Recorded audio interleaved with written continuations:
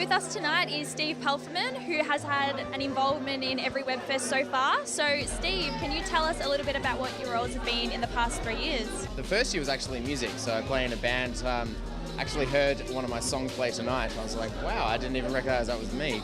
And then the second year was actually talking about marketing stuff. So that's my two sides. I do some work with marketing, helping creatives get their stuff out to bigger audiences, and the other side is the passion part, the music side of things. So interesting. So what have you seen to be the greatest difference as the years have progressed so far?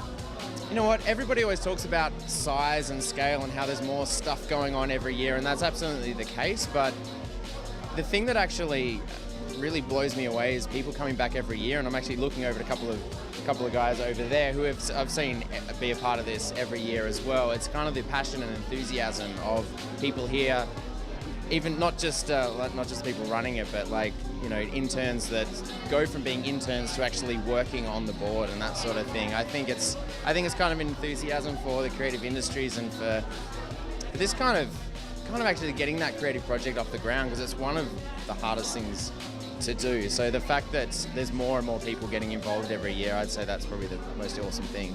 Yeah, so as like you said, there are more and more people getting involved each year. What do you think the attraction is to people to actually make and produce web series? Being able to actually have a medium that people like, I think. It's being a musician, it's really difficult just having the oral thing to connect people. I think web series is great because you can touch on people's emotions from different things that they experience, and you can do it through different senses. And I think that in itself, it's a medium that lends itself to being really accessible to a broad audience. That for sure. That's it. If you've got a great idea and you can communicate in the right way, then perfect.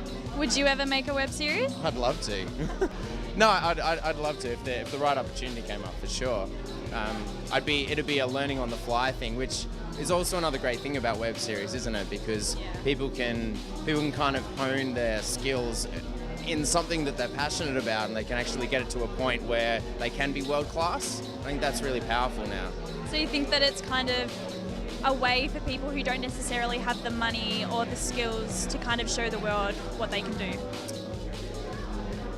Possibly, but I would reframe it, because I don't think it's. I think here's the problem with this sort of thing is, once upon a time, and when I say once upon a time, not that long ago, we'd look at something like web series and go, this is a way that somebody who can't afford this can get their stuff out there, or someone who's just starting out can get their stuff out there. It's the same in the music industry. We do that by putting our songs up on SoundCloud, you know. But it's not all about that anymore, and I think the fact of the quality of stuff that comes through now is kind of more testament to the industry and where it's heading. Yes, it's a great place to hone your skills, but it's more than that. It's kind of, you can, even if you're great at something and there isn't that TV deal hasn't come up, you can still get your stuff to an audience, and I think that's the power of it.